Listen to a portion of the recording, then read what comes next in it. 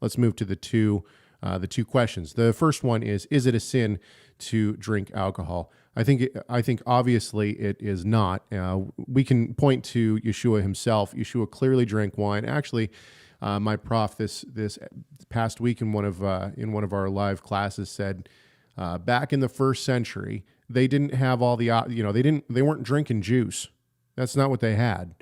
They had water, milk, wine, and alcoholic beverage. That was about it. Now, he went into this a little bit, and it's interesting. I had never considered this before.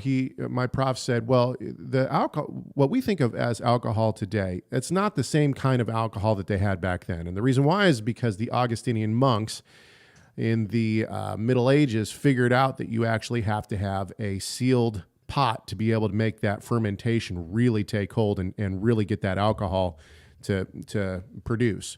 And so they had what we would consider like really mild alcoholic beverage compared to what is today. So all those people who are against the Christian church in the Messianic and Torah movement, and just remember that you have the Augustinian monks to thank for alcoholic beverages.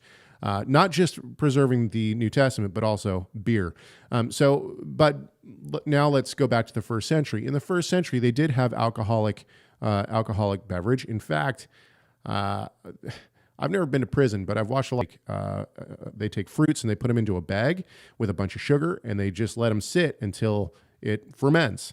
And this is the same kind of process I assume that they probably had, probably a little bit more sophisticated than that. But in the first century, beyond this, in the first century, what they did was they would actually water down their wine. In fact, there's a lot of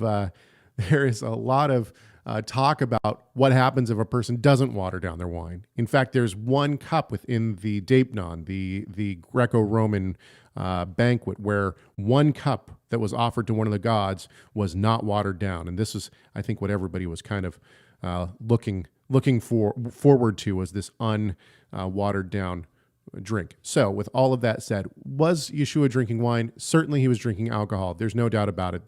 There's absolutely no evidence to the contrary. They were not drinking juice. They didn't have juice in the first century like we think of it. They preserved it by trying to make it alcoholic. This is what they did. And so they were drinking what I would consider a very watered down, maybe like in Sweden. I'll quit talking here in just a second, Rob, and I'm going to throw it over to you. But in Sweden, they have like this beer that you can drink that's meant to be drank all night long. And it's like a 3%. It has 3% alcohol. And so are you going to get saucy over it? The answer is no. You're not going to get saucy over a 3% alcohol. Does it taste like beer? Yeah, it tastes like beer. And so it's meant that you can drink that as much as you want, and then you can throw in a full octane at any point you want and ramp up the night. That's what it's made for. And that's kind of what I think of when I think of first century alcohol, is this watered down kind of 3% maybe alcoholic beverage that they were drinking. But was Yeshua and his disciples getting slammed? Very doubtful. What do you think, Rob? Well, I think, there was various ways of production. We know that in the Tanakh, there's such thing as drunkenness, there's such thing as strong drink. So I think it was understood culturally that there were some drinks were more potent than others. Right. And they understood that also that people could abuse that. Like you could have a group of men that would go separate themselves from society and maybe moral family obligations, et cetera, and get drunk, so sure. That I think that is understood. It's even a metaphor, I think, in Isaiah, like they're drunk, but not with wine. In other words, that it's using drunkenness as a metaphor or a poetic picture of people who are consumed by the flesh in the things of this world and ignoring the things of God. Yeah, but just because that danger was there doesn't mean that that it was forbidden for everybody. I like, is it John? Is that his name? Thank you. Objective perspective. I only know that because he super chatted us. Okay. Well, thank you for the voicemail. I appreciate the time. Hang on. Let's get his name one more time. That what horrible hosts we are. Good gracious. What?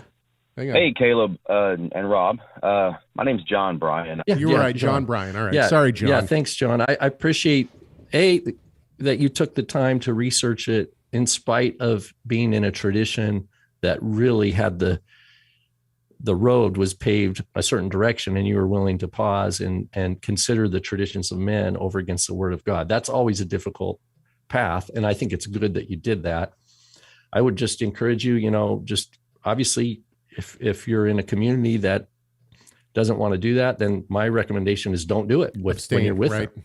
Yeah. Just don't.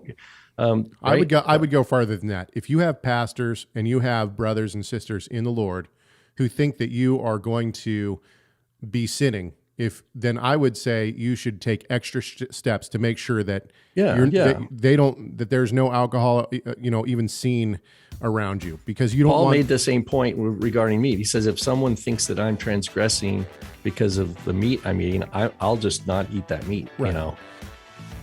Thank you so much for watching this video. Tell us your thoughts on this subject by leaving a comment in the comment section. Make sure you like, share, subscribe, and enable those notifications. And we'll see you in the next video.